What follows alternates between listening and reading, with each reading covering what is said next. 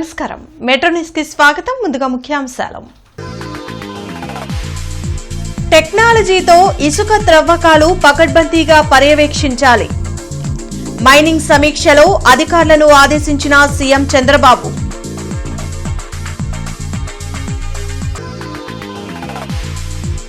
పెన్షన్ల పంపిణీ పేదల ఇంట్లో ఆనందాన్ని నింపుతుంది.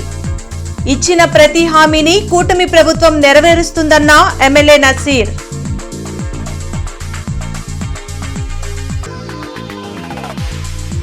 కూటమి పాలనలో అద్భుతమైన పారిశ్రామిక అభివృద్ధి సాధించాం. 20 లక్షల కోట్ల పెట్టుబడులు రాష్ట్రానికి వచ్చాయన్న మంత్రి భరత్.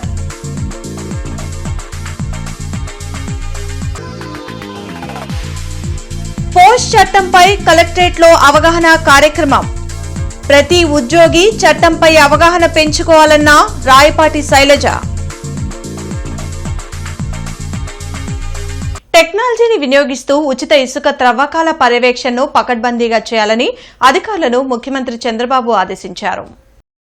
ఉండవల్లిలోని తన క్యాంప్ కార్యాలయంలో గనుల శాఖపై ముఖ్యమంత్రి చంద్రబాబు సమీక్షించారు. మంత్రి కొల్లు రవీంద్రతో పాటు సీఎస్ సాయి ప్రసాద్, ఇతర ఉన్నతాధికారులు పాల్గొన్నారు. రాష్ట్రంలోని వివిధ ప్రాంతాల్లో విలువైన ఖనిజ నిల్వలను గుర్తించేలా మినరల్ మ్యాపింగ్ చేయాలని సీఎం ఆదేశించారు. ఖనిజ సంపద ద్వారా రాష్ట్రానికి గరిష్ట ఆదాయం వచ్చేలా చూడాలని సూచించారు. ఎన్టీఆర్ భరోసా పెన్షన్ పథకం ప్రతి కుటుంబానికి ఆర్థిక భరోసాగా నిలుస్తుందని ఎమ్మెల్యే నసీర్ అహ్మద్ పేర్కొన్నారు. మంగళగిరిలోని టీడీపీ కేంద్ర కార్యాలయంలో ఎమ్మెల్యే నసీర్ మీడియాతో మాట్లాడారు. ఆర్థిక ఇబ్బందులు ఉన్న 2 ఏళ్ల కూటమి ప్రభుత్వ పాలనలో 68,597 కోట్లను సామాజిక పెన్షన్ల పంపిణీకి ఖర్చు చేసినట్లు తెలిపారు. పెన్షన్ల పంపిణీలో ఎలాంటి సమస్యలు తలెత్తినా వాటిని పరిష్కరించేందుకు వాట్సాప్ గవర్నెన్స్ ను లబ్దిదారులు వినియోగించుకోవాలని ఎమ్మెల్యే నసీర్ సూచించారు.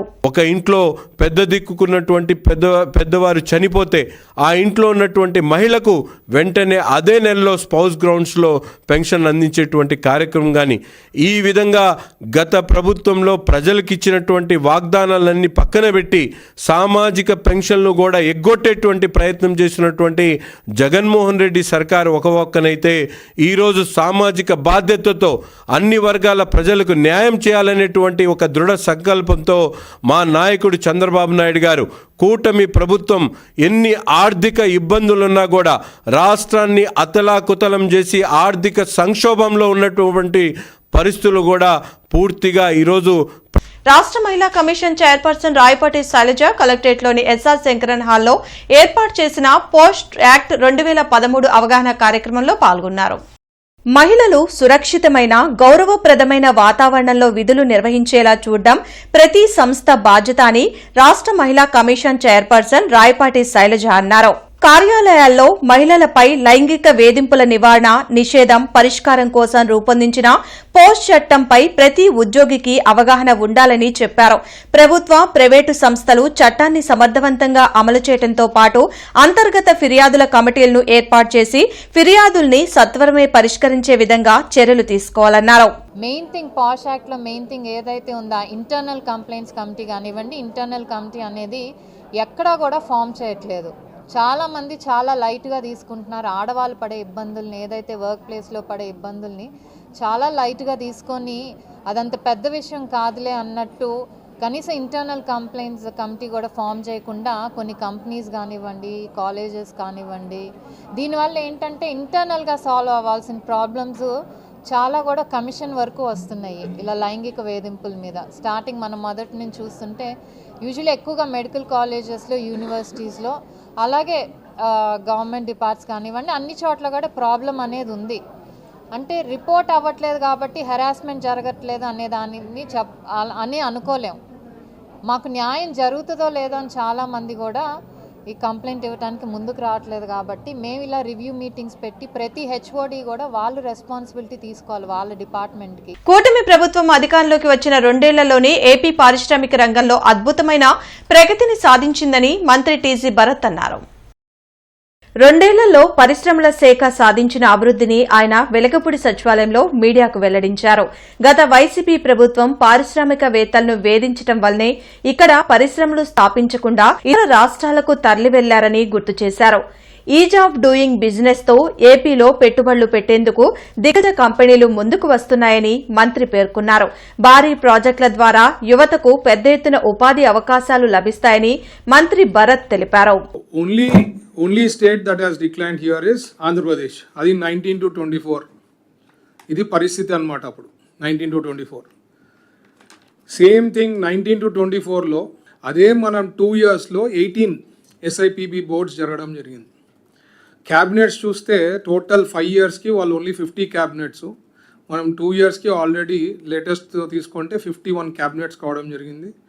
ఈడీబీ స్టాఫ్ అనేది ఎందుకు అంత ముఖ్యం అంటే మనము ఆంధ్రప్రదేశ్ని ప్రమోట్ చేసే విధానంలో 19 to 24ని ఒక 10 మందికే పెట్టడం జరిగింది. ఆ 10 మంది కూడా they have not utilize to promote state at all అన్నమాట. డంపింగ్ యార్డ్ రహిత మున్సిపాలిటీలే ప్రభుత్వ లక్ష్యమని మంత్రి నారాయణ వెల్లడించారు. మున్సిపల్ కమిషనర్లు, స్వచ్ఛంద కార్పొరేషన్ అధికారులతో మంత్రి నారాయణ సమీక్షించారు. ప్రతిరోజు ఉత్పత్తి అయ్యే చెత్తను ఎలాంటి జాప్యం లేకుండా తరలించి శాస్త్రీయంగా ప్రాసెసింగ్ చేయాలని ఆదేశించారు. వేస్ట్ ప్రాసెసింగ్ ప్లాంట్ల నిర్మాణాలను యుద్ధ ప్రాతిపదికన పూర్తి చేసి అందుబాటులోకి తీసుకురావాలన్నారు. అరండల్పేట 3/2లో ఆధార్ నమోదు కేంద్రం నూతనంగా ప్రారంభమైంది. UIDAI హైదరాబాద్ డైరెక్టర్ భారతి పాల్గొని ఈ సేవా కేంద్రాన్ని ప్రారంభించారు. కొత్తగా ఆధార్ నమోదుతో పాటు మొబైల్ నెంబర్, పేరులో తప్పులను సరిచేసుకోవడం, ఇతర ఆధార్ సర్వీసులను పొందే అవకాశం ఈ కేంద్రంలో అందుబాటులో ఉందని ఆమె తెలిపారు. 7 రోజుల పాటు ఉదయం 9:30 నుంచి సాయంత్రం 5 గంటల వరకు ఆధార్ నమోదు సేవా కేంద్రం పనిచేస్తుందని వివరించారు. కార్యక్రమంలో చక్రవర్తి, శ్రీనివాస్, మహాదేవ్, నిఖిల్ తదితరులు పాల్గొన్నారు. అది కాకుండా మామూలుగా biometric update, document update, date of birth update, name update అన్ని సర్వీసెస్ కూడా ఇక్కడ చేస్తారు. దీనికి ఆధార్లో ఎంత ఫీజు ఉందో ఆ ఫీజే 125 rupees for biometric update and 75 rupees for name demographic అప్డేట్స్కి కలెక్ట్ చేస్తారు. ఇది కాకుండా మనకి ఆధార్ యాప్ కూడా ఉన్నది. ఆ సర్వీసెస్ కూడా మీరు యూటిలైజ్ చేసుకోవచ్చు. ఈ సెంటర్లోని డెడికేటెడ్ స్టాఫ్ ఉంటారు. 9:30 to 5:30 వరకు టోకెన్స్ ఇష్యూ చేస్తారు. మీరు అతన్ని అవైల్ చేసుకోవచ్చు. ఇది కాకుండా అపాయింట్మెంట్ పోర్టల్తో కూడా బుక్ చేసుకొని ఇక్కడ ఈ ఆధార్ సర్వీసెస్, అప్డేట్ సర్వీసెస్ మీరు పొందవచ్చు. జాతీయ డెంగ్యూ నిరోధక దినోత్సవం జూలై 1వ తేదీ నుండి 31వ తేదీ వరకు జరుగుతుందని కమిషనర్ మయూర్ అశోక్ తెలిపారు. ఈ సందర్భంగా కమిషనర్ మాట్లాడుతూ గుంటూరు నగరాన్ని డెంగ్యూ రహిత నగరంగా తీర్చిదిద్దుకోవడానికి నగర ప్రజలు తమ ఇంటి లోపల, బయట వారం రోజుల పైబడిన నీటి నిల్వలను తొలగించుకోవాలని, ప్రతి శుక్రవారం డ్రైడేగా పాటించాలని సూచించారు. వర్షాకాలంలో డెంగ్యూ వ్యాధి వ్యాప్తి చెందే అవకాశం ఎక్కువగా ఉండటంతో ప్రతి ఒక్కరూ అప్రమత్తంగా ఉండాలన్నారు. డెంగ్యూ వ్యాధి ఎడిస్ అనే దోమకాటు ద్వారా వ్యాపిస్తుందని, ఈ దోమలు ఇంటి పరిసరాల్లో నిల్వ ఉండే నీటిలో గుడ్లు పెడతాయి. కాబట్టి వారానికి ఒకరోజు డ్రైడే పాటిస్తూ ఇంటి పరిసరాల్లో నీరు నిల్వ ఉండకుండా చర్యలు తీసుకోవాలన్నారు. Andhra Pradesh badminton association district sports authority ఆధ్వర్యంలో 53వ Guntur district badminton championship July 11, 12 తేదీల్లో ఎన్టీఆర్ స్టేడియంలో జరగనుంది. ఎన్టీఆర్ స్టేడియంలో జరిగిన మీడియా సమావేశంలో 53వ గుంటూరు డిస్టిక్ బ్యాడ్మింటన్ ఛాంపియన్ 2026 బ్రోచర్లను కమిటీ సభ్యులు ఆవిష్కరించారు. ఈ సందర్భంగా NTR stadium secretary Ramakrishna, GDBA secretary Sampath Kumar మీడియాతో మాట్లాడారు. జూలై 11వ తేదీన అండర్ 11, 13, 15, 12వ తేదీన అండర్ 17, 18 బాలబాలికల పోటీలు జరుగుతాయన్నారు. పోటీల్లో పాల్గొనదలిచిన ఆటగాళ్లు జూలై 10లోపు ఎంట్రీ ఫీజు చెల్లించాలని కోరారు. ఈ అవకాశాన్ని ప్రతి ఒక్కరూ సద్వినియోగం చేసుకోవాలని కోరారు. ఈ కార్యక్రమంలో vice president Satish, coach Gopinath, Sriman, Ramesh, Ramu తదితరులు పాల్గొన్నారు.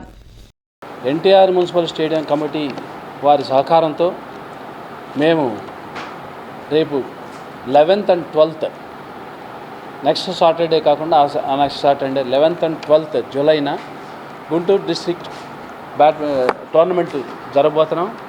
దానికోసం మనం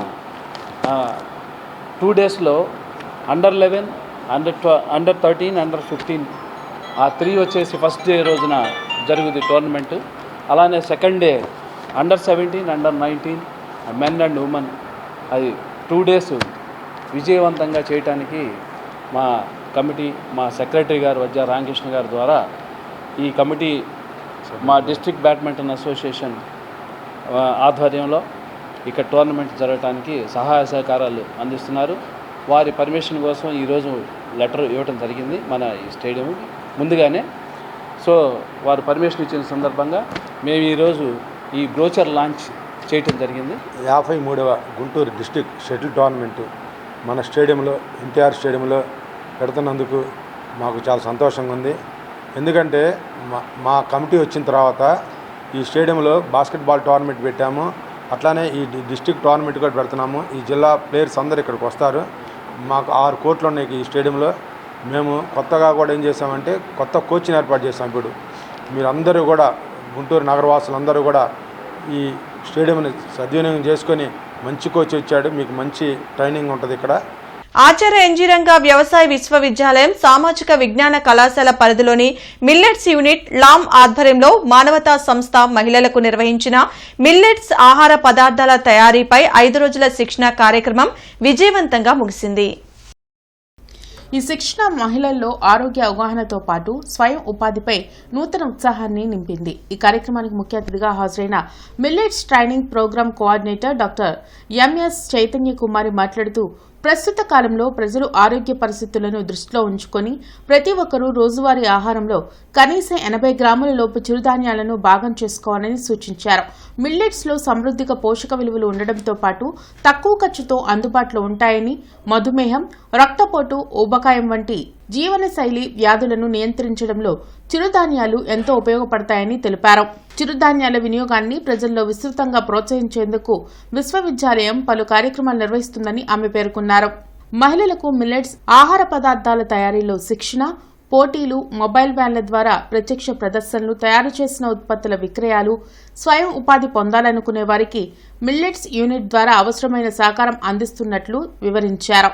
ఈ కార్యక్రమంలో మానవతా సంస్థ కార్యదర్శి K Satish, Sairam medical camp chairman Dhanunjaya Reddy, executive member Mekala Rama Rao, enrolment committee chairman Shivaji తదితరులు పాల్గొన్నారు. గత 3 సంవత్సరాలుగా కూడా కంటిన్యూస్ గా ఇది ఒక మిషన్ లాగా, మిల్లెట్ మిషన్ లాగా మేము చేస్తూ ఉన్నాము కాలేజ్ తరఫున. సో దానిలో భాగంగానే చాలా మాకు సపోర్ట్ ఇచ్చారు IIMR వాళ్ళు, హైదరాబాద్ నుంచి. తర్వాత యూనివర్సిటీ ఫెసిలిటేషన్, ఇవి కూడా చాలా ఇంపార్టెంట్, మాకు చాలా ప్రోత్సాహం ఇచ్చాయి.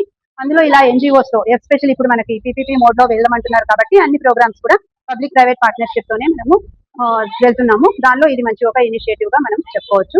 కూటమి ప్రభుత్వ ప్రజా వ్యతిరేక విధానాలపై మాట్లాడితే అక్రమ కేసులు పెట్టి బెదిరింపులకు పాల్పడడం దుర్మార్గమని వైసీపీ విద్యార్థి విభాగం అధ్యక్షులు వినోద్ ధ్వజమెత్తారు.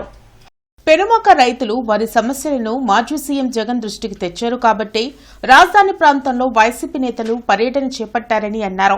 అక్కడ ఎవరిపై దాడి చేశారో ప్రజలకు స్పష్టంగా అర్థమైందని తెలిపారు.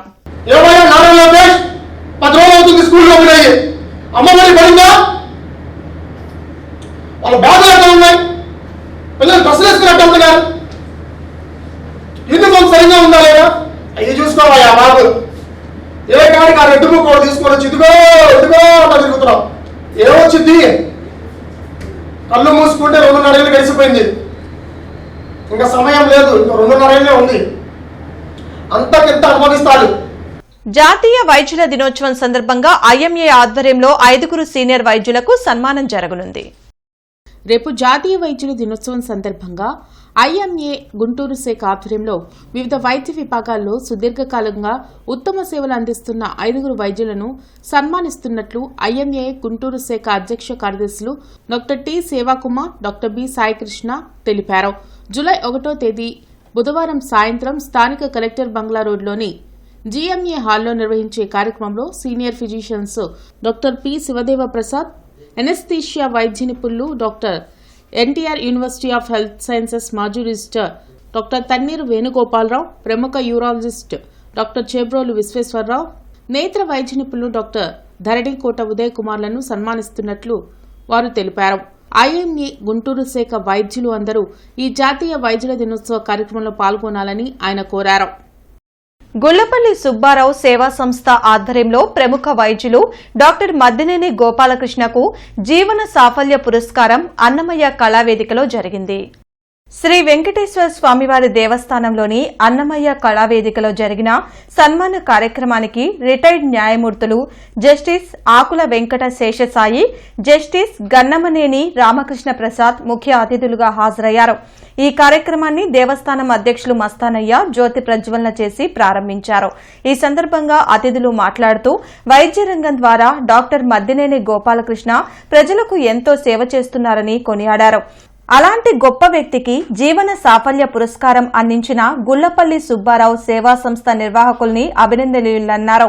ఈ కార్యక్రమంలో గోళ్ల నారాయణరావు, మోదుగుల రవికృష్ణ తదితరులు పాల్గొన్నారు.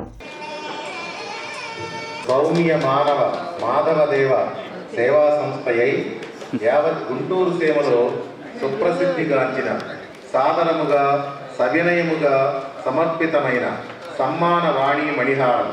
క్రమశిక్షణ అనేది అంటే ఉదయం కొంత సొసైటీ పనులు, ఎడ్యుకేషన్ సొసైటీ పనులు చేసుకుంటూ మళ్ళీ హాస్పిటల్కి వెళ్ళి సర్జరీలు అన్నీ నిర్వర్తించి సాయంత్రాలు మీటింగ్లు, కమిటీ మీటింగ్లు ఏమన్నా ఉంటే అవి చూసుకుంటూ దాదాపు 60 సంవత్సరాలుగా ఈ ప్రయాణం సాగించి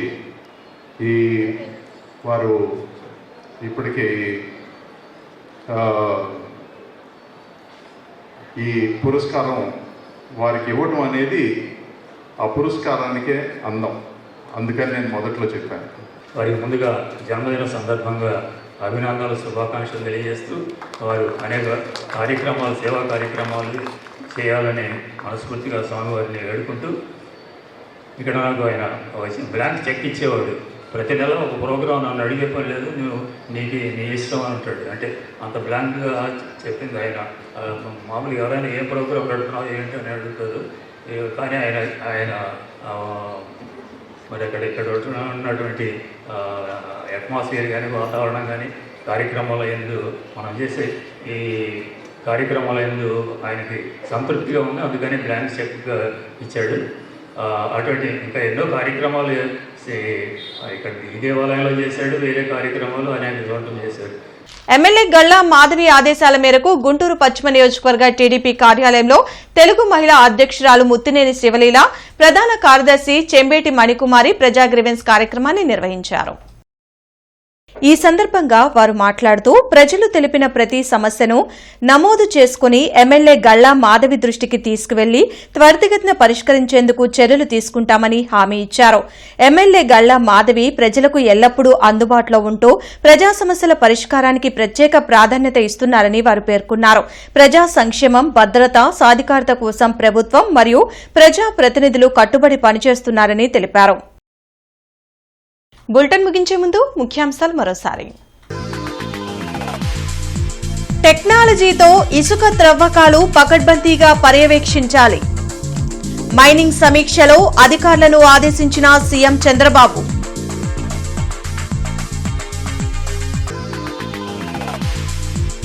పెన్షన్ల పంపిణీ పేదల ఇంట్లో ఆనందాన్ని నింపుతుంది. ఇచ్చిన ప్రతి హామీని కూటమి ప్రభుత్వం నెరవేరుస్తుందన్న ఎమ్మెల్యే నసీర్.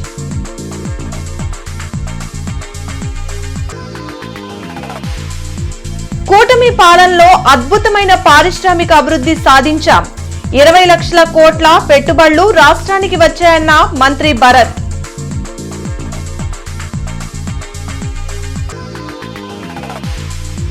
పోస్ట్ చట్టంపై కలెక్టరేట్లో అవగాహన కార్యక్రమం.